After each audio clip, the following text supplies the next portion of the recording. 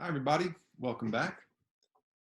Let me just share the screen here. This is where we've just left off, the synthesizer sections. We looked at the oscillators, and so what I've got in front of us is the analog ideas. And so I've got the Moog Voyager, we've got the Korg MS-20, I've got the Future Retro back here, if you can see that. I've also got the ARP. One thing I like to point out is they're all very, very similar. There's not much difference. And so realistically, when we looked at the oscillator section, you could see that most of them will have some semblance of a simple waveform. Many of these will have square wave, triangle, sawtooth, and pulse. Not all of them have sine waves, by the way.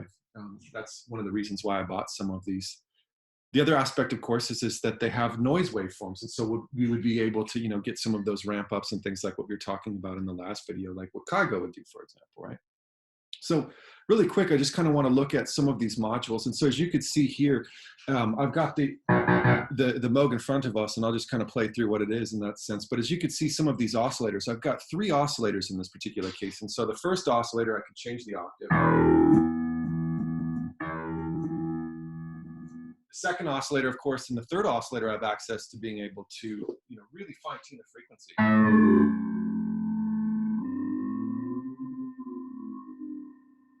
So I can offset them. Of course, I can change the octaves.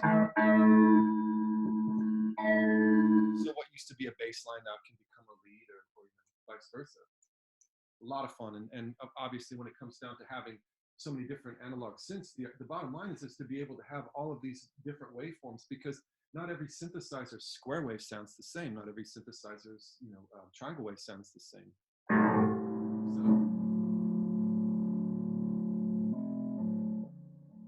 And maybe detuning certain oscillators so that we could create a chord.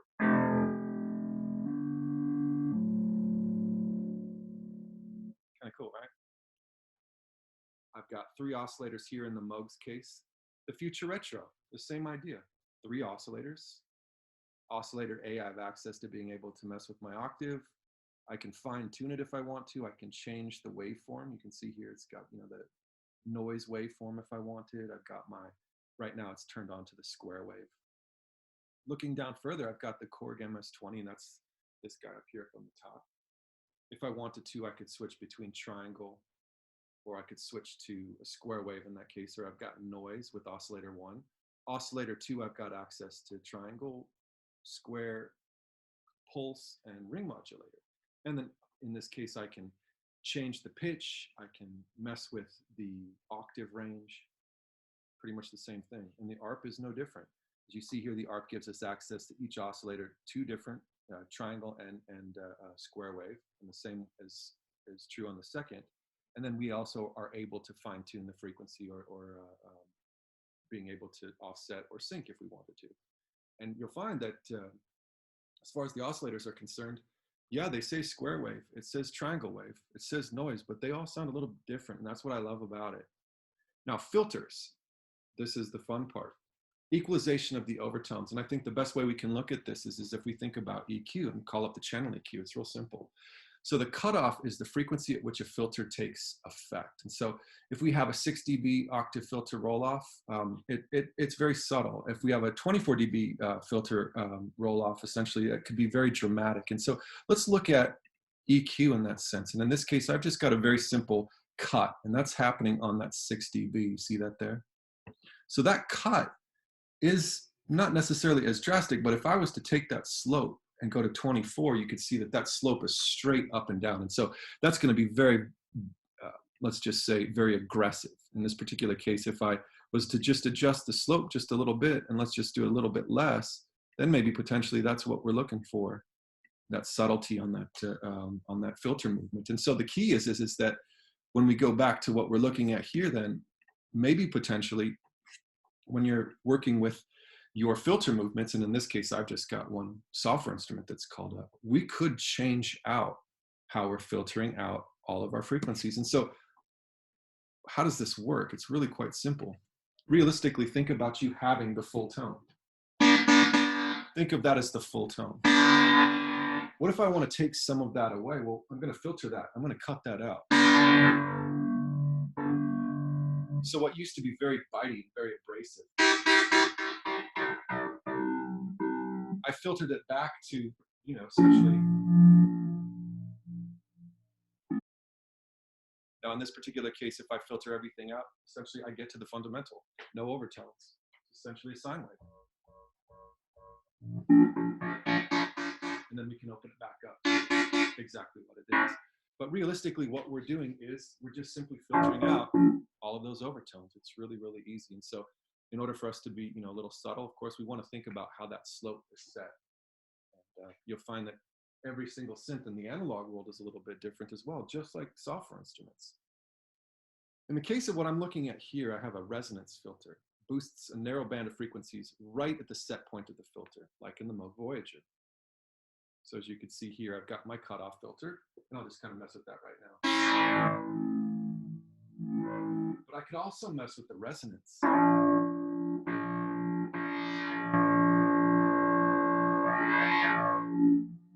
Which in that particular case just adds a little bit more, let's just say low end, a little bit more warmth.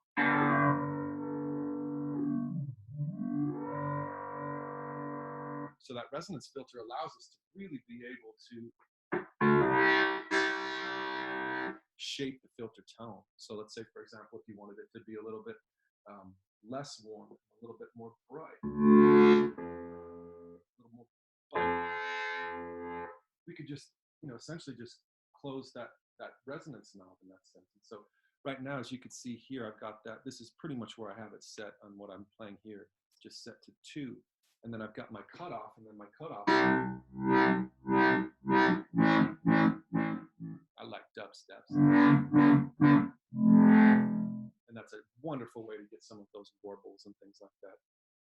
The Future Retro is the one that I've got over here next. I've got it set to a bandpass filter. Essentially, that's the Retro in itself has got a very unique sound in terms of its filter alone. And a big part of it is this particular bandpass filter. It cuts all frequencies above a set point and below a different set point. Like in this particular case, as we play this through, you just note that with that filter as it's set, it's actually cutting the lows and the highs at the same time. It's got a really, really unique sound. It's almost kind of like a phaser. A high pass filter cuts all frequencies below a set point, like in the MS-20. Or a low pass filter is just the opposite in that case. And as you can see here, what's really interesting about the MS-20 is you have access to high cut and low cut. So in this case, this is a high pass filter and a low pass filter. And I think that's really, really unique to be able to have both filters set up right next to each other, create some really beautiful tones.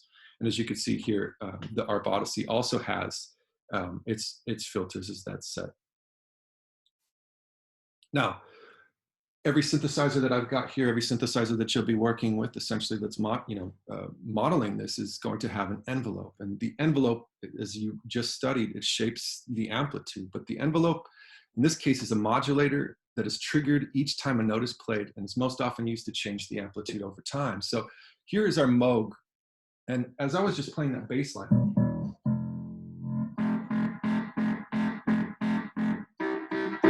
it's got a really tight attack. But what if I was to take this attack and open that attack up, let's say somewhere around 1, 2, 3 o'clock? Check it out.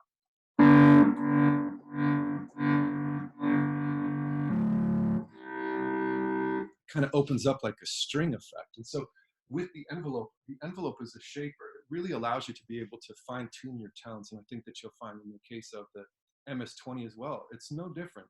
It's very, very easy to use, but at the same token, I think that you'll find that, as far as the envelope generators, some of these will have access to multiples. So I've got 2 here, as you can see, and that really helps shape further. In the case of the Moog, I can actually shape my filter envelope as well as shape my actual tone. The Future Retro does some really interesting things as well. You see here, it's got access to your envelope, attack, decay, sustain, and release, just like what you're used to. The second envelope allows you to attenuate even further, attack, decay, and then decay and release all within the same parameters. And then I've got an accent point, on top of that. So the Future Retro, as far as its ADSR, is really, really interesting as well. And of course, I've got our ARP Odyssey. The ARP has got, in that sense, 2 as well, as far as us being able to mess with, fine tuning the tone in itself, and then actually being able to shape further if we wanted to. And you'll find that each one of these choices creates the tone. The fun part in this particular case is the modulator section of the synth. It changes target parameters over time. So in the case of a modulator, the modulator changes the synth parameters over time using a low frequency waveform. An LFO is a modulator that cycles between positive and negative values. It can either be triggered by a note on or run independently of notes being played. The routing section of a synthesizer maps a modulator to a destination. So some synths use 1/4 inch, 1/8 inch for patching. And so I could kind of show you here as we roll through just some of the modulation sections. I'll just show you here in the case of the Moog Voyager Modulation Bus. And I've got that set here, of course. And you can get some really, really amazing sounds. The Future Retro's modulation row, as you can see, is set here to the bottom. But you could also, if you wanted to, we could have that set and we could have a bunch of different 1/4 inch cables, basically, as you can see here up on the top. Let me just show you what I've got. Maybe potentially on my modulation side, I could just patch them out. You see, I've got some 1/4 inch cables. The MS-20, I've done the same thing. To get to the modulation, I've patched some of it out. So as you can see that some of it has been wired internally and some of it gives us breakout points. And so in the case of the Voyager is the same way. If I was to go to the back, it gives us 1/4 inch breakout points if we wanted to, or you could see that it's set and wired internally. And so that's your modulation bus. Back.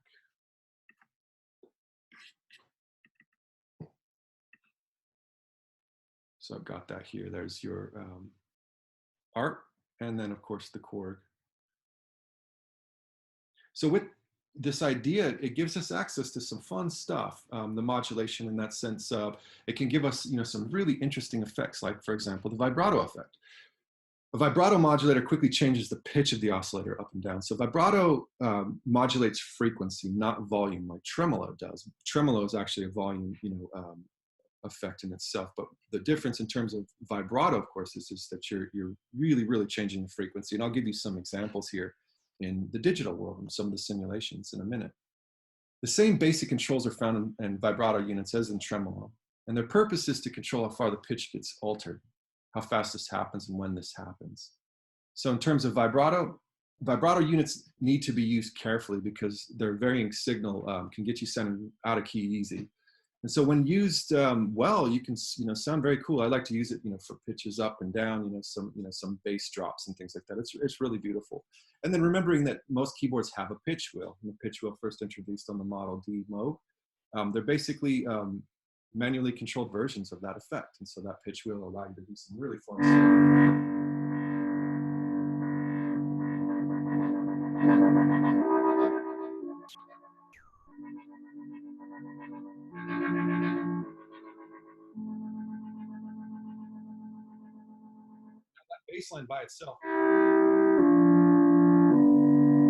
Baseline by itself is okay. But when we start modulating that,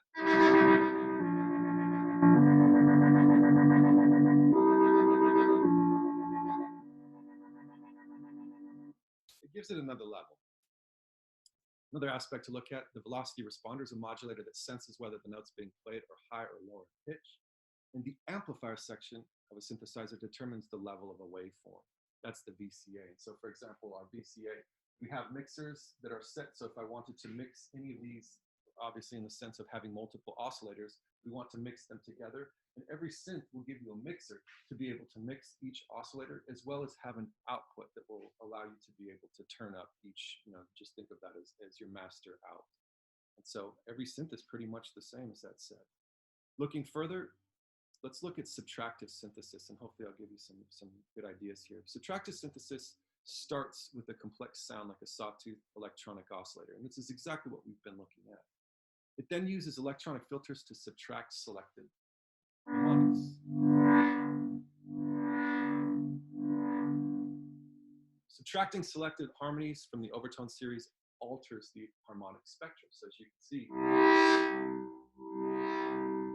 if I was to call up that EQ plug on the channel EQ, and if we were to look at how I'm rolling that filter, you're going to find that we're losing a lot of those frequencies, and then we're going to be opening those frequencies back up, and we'll be able to see those overtones in real time. Subtractive synthesis was a common technique used in analog synthesizers, like the Moog synthesizer, as you can see here. And this is the quintessential Emerson. This is the Emerson, Keith Emerson would take this on tour. That's essentially the one that he'd had. They've made a reissue. That reissue is $150,000. Realistically, it's truly beautiful. $150,000. I can't get my wife to want to buy it. Now, on top of that, just some ideas in this particular case of subtractive synthesis. It's not just about Moog. Book law is another one that we could look at. The book law in this particular case, this is the book law 100. This is also a really beautiful idea in this case. You'll see that book law. It looks like it's just put together, in a warehouse, somewhere in that sense. But as far as this is concerned, this is one of the most important pieces of history in terms of synthesis. And so that book law 100, this is shaped into even further. Now we get to the Buchla 200. Let me just kind of play a little bit of this for you so you can kind of hear what it sounds like.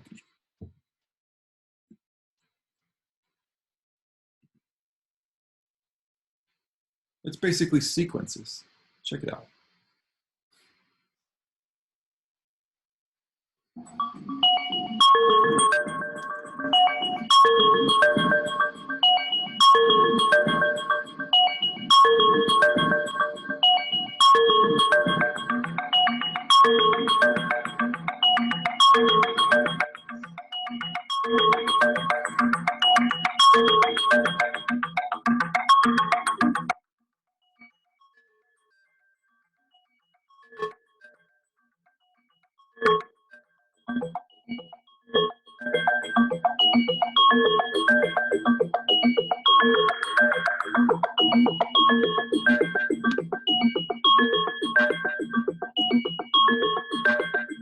Beautiful. Imagine putting a drum beat to that, like what deadmau5 does. So below is deadmau5's Buchla 200 System 5. He's got various other modulars in the back here. This is a mod can. This is all connected by way of 1/4 inch. This is the Eurorack system that's connected by way of the 1/8 inch plug. So if you wanted to go from synth to synth, you could just be looking at deadmau5's synth to the right that you see there. Could be a little 1/8 inch, and then the one that's in the back, that mod can, could be plugged in with just a regular instrument cable. But everything here in this case then could be routed to each other and all of the different parameters that you've just studied. So imagine then, how many oscillators are you looking at right there? And of course, I could call it Hans Zimmer's studio. I mean, a ton of different artists. It's kind of the name of the game to be able to have all of these different choices, to be able to, not only in terms of create the ultimate in terms of frequency, in terms of pitch, but also in terms of modulation effects, in terms of how you can set your envelope. And as each one of these synths are set up, of course, you have your envelope. You'd be able to set all of the parameters we've just talked about on top of that. But you'd be looking at certain effects. It's unbelievable. But at the same token, as you can see, then it didn't just start now. This has been around for a long time. Here's the ARP 2500.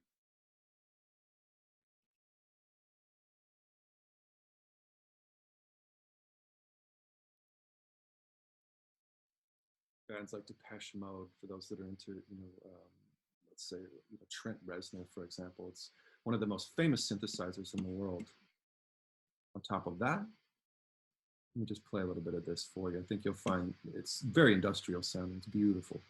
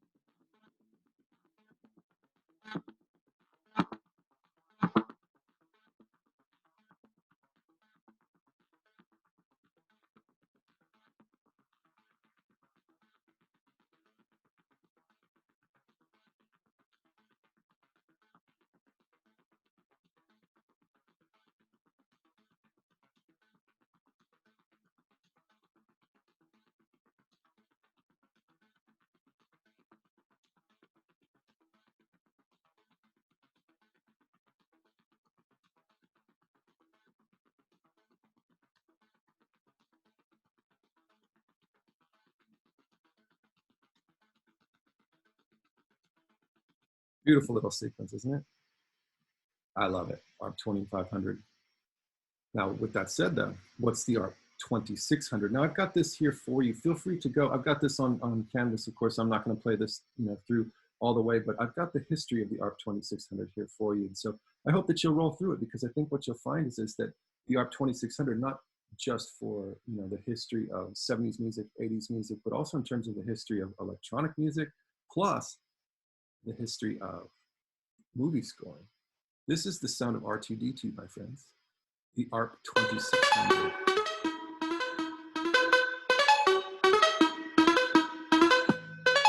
My name is Matt. Oh, wait, artist name or my name? My name is Matt. I go by M. Slasiak. I'm Brandon. I go as Text Chunk. And we're playing the ARP 2600 at the National Music Center. So the ARP 2600, it was used to do the sound of R2-D2 from Star Wars. And we're going to sit here and try our best shot at making him speak again. This is the ARP 2600 made by ARP synthesizers. It came out in the early 70s, and it's responsible for a lot of things. I know it's like been used on like a bunch of classic albums, and it's also quite expensive, so not a lot of people get to use it. It has a great sound. It's pretty much like impossible to replicate. So a lot of people have used this. Stevie Wonder, Nine Inch Nails, Depeche Mode's first album, and Daniel Miller pretty much used this on like a lot of mute records, Smirch, Chemical Brothers, and a lot more. The sound is very simple. It's actually just a really fast sequence called a sample and hold sequence, which is random, and it's using an oscillator called the ring mod. So when you do that and you speed it up really quick and you play with the two different frequencies and two oscillators, it creates these beautiful R2-D2 chirps.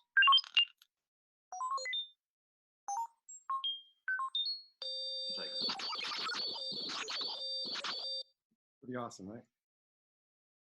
So these synthesis tools are recreated and simulated digitally and provided by Logic's RetroSynth, Arturia, Native Instruments Pro 53, Massive, or Reason's Subtractor. Synth software instruments can easily be used to take a complex waveform and apply various filters to remove or subtract frequencies to achieve the desired sound. So as you can see here, I have access to our quintessential future retro. And this is our retro that they give us, essentially, right? So in that sense, let's just kind of take a look at this. Another thing that I want to look at is the similarities between this and maybe some of the others that we've got here. So this is obviously, in the case of our retro, this is our retro synth. Our retro synth has two oscillators, as you guys note. And then in the case of looking at some of the ideas of what we were looking at, as far as our filters and our modulation, you can see here we have access to all of that. So let me kind of show you exactly what the differences can be. And very quickly then, I have access here to a nice little waveform, but one tone essentially. So let's just listen to this very quickly. So let's just listen to this very quickly. I've got this set with a low pass 24 dB filter, as you can hear.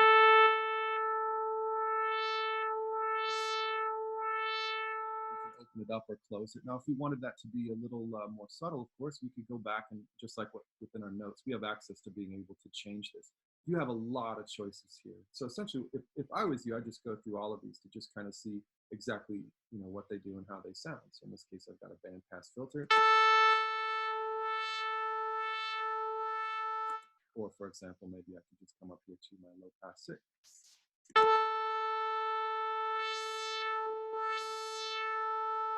Right? Or vice versa.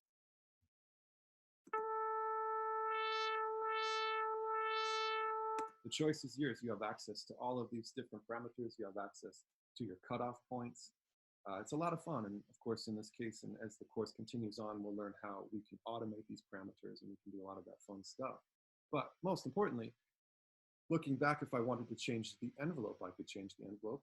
If I wanted to change the attack here, it's very simple. I can just simply do that. If I want to change my decay, my sustain and release points, all really easy to do. On top of that, what about our modulation points? I've got a simple LFO happening here in this case. And in order for me to be able to utilize this, what do I need to do? Very simply, open up the LFO here, and let's turn it on. So this routing essentially is happening within the software. Now, if I wanted to change the waveform, you're going to find that this is going to change that sound big time. Check it out.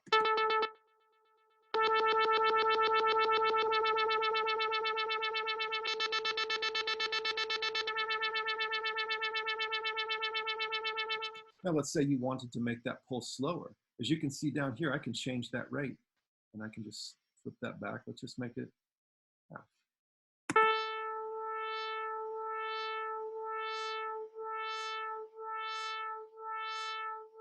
My suggestion to you is just to basically get a drum beat, put that drum beat and set this and get that to pulse every once in a while. I think you'll find it's amazing.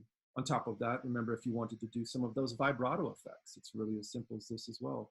So go ahead and just call it vibrato. As you see here, I've switched back and forth between LFO and vibrato.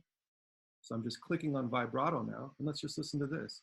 Vibrato's routing is set here up on the top.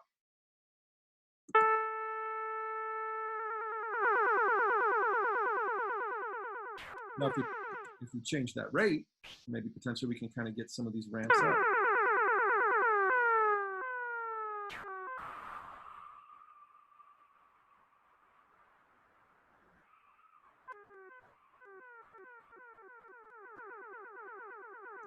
Now, the fun's going to be as if you've got that mod wheel, just like what we were doing here with the Moog. You could go back and forth and not have to program that in. You could actually do that in real time if you automate that in your software instrument. I think you'll find that's going to be really, really beautiful. But as far as that's concerned, you can see all of these parameters are very easily used within Logic, right? So hopefully that helps. Now, on top of that, let's look at some of the ideas that make this almost exactly the same in a lot of the software instruments that you'll be using in the future. So one of the most famous as of right now is Serum, and I think many of you probably have heard of it, of course. But as you can see here, Serum gives us access to oscillators. Let me just call up a simple patch here. I've got access to multiple oscillators. I've got access to filters. And as you can see here, I can change those filters just like what you've studied, make them aggressive or not, use a bandpass filter if I wanted to, on and on and on. You can change those out if you wanted. As far as your envelope is all located here. And as far as using LFOs and modulation, you can see that matrix is also located in Serum. It's really that easy. And so in that sense, let me just stop sharing very quickly and show you one other idea I've got for you potentially. And I think that this could maybe help many of you. It helped me in the future when I had some of these in the past, and then I didn't have the money to get them back. And so what happened was that Arturia came out and they modeled some of these. And as you can see here, some of these are just amazing because this is the Emerson Moog. And if I needed to use this, I could. And the routing of it, you know, just imagine that if you've got this or if you've got the touch screen, I can just take this and I can take and I can create a cable just by routing this out. You see that cable is created. Then I can put that in to any point that I want to put that in. So if I wanted to modulate a certain filter section, or if I wanted to send out an oscillator or vice versa, I can do any of that here. On top of it, let's say, for example, if you wanted the Moog sound of what I've got here, I just got the Voyager. So before I had the Voyager, I had this, and this is exactly the same idea. It has our oscillator sections. It's got our filters. It's got our envelope. It's exactly the same idea. It's modeled. And as you can see, it also says the Mini V. You know, so nothing I've ever found is as close to the real thing as is what Arturia is doing here. So for those that want to do the R2D2, here is your ARC 2600. And you can easily do the R2D2 sounds. You just, you know, essentially like what we had just done, you watch that video, you know, they talk about using, you know, the ring modulator or whatever they've told you to do, essentially using sample and hold. As you can see, sample and hold is there, for example. You can route this matrix through in anything that you want to. So many times I'll be watching, you know, certain videos of certain artists that I absolutely love. I'll see, you know, Deadmau5 has a Jupiter. a Jupiter is going to cost me, $10,000, $15,000. And so now through Arturia, I might be able to get some of those same parameters as I'm watching certain people use them. So I do hope that that helps you push the bar essentially, but that's essentially, what I've been doing before I could get some of the hardware in is I'm actually simulating. And I hope that you find the power in those simulations because it's really, really quite simple and quite fun. Let us know if you have any questions, guys.